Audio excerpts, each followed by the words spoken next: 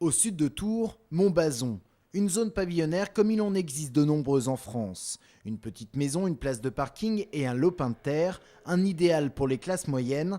Et cet agent immobilier de la commune le confirme, l'essentiel de sa clientèle recherche ce type d'habitat.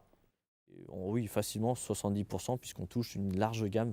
Ça va du jeune couple qui s'installe à la famille qui a déjà plusieurs enfants. Mais voilà, le pavillon est l'emblème de l'étalement urbain, un urbanisme qui menace toujours plus l'agriculture. Rien qu'en Indre-et-Loire, 1300 hectares de terres agricoles disparaissent chaque année.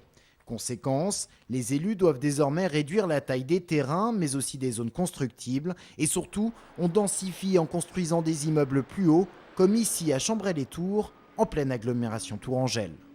L'idée demain, c'est d'accueillir d'ici 2030 10% de population en plus dans l'agglomération tourangelle, c'est-à-dire 36 000 habitants supplémentaires. Compte tenu de la composition actuelle des ménages, ça fait 41 000 logements. Eh bien, notre objectif dans l'agglomération tourangelle, c'est de construire ces logements pour les 2/3 sur le renouvellement urbain, c'est-à-dire en requalifiant des sites qui existent déjà. Densifier pour enrayer la spirale de l'étalement urbain.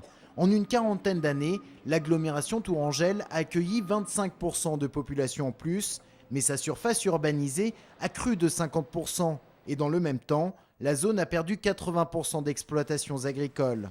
Alors aujourd'hui, Tours Plus s'est donné pour mission de faire revenir les agriculteurs.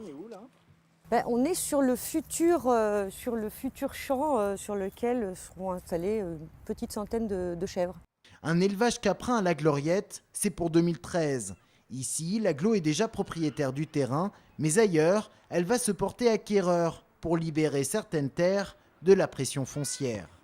On n'a pas cette vocation à être propriétaire foncier au sens traditionnel du terme. Nous, on a la vocation d'arriver à un moment où on a peut-être besoin de nous, c'est-à-dire d'intervenir quand il n'y a pas de repreneur pour éviter la disparition d'activité.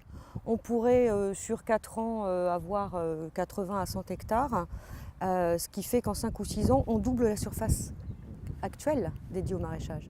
Une AMAP à la riche, des chèvres à la Gloriette et bientôt 5 hectares rachetés entre Loire et Cher à l'ouest de Tours.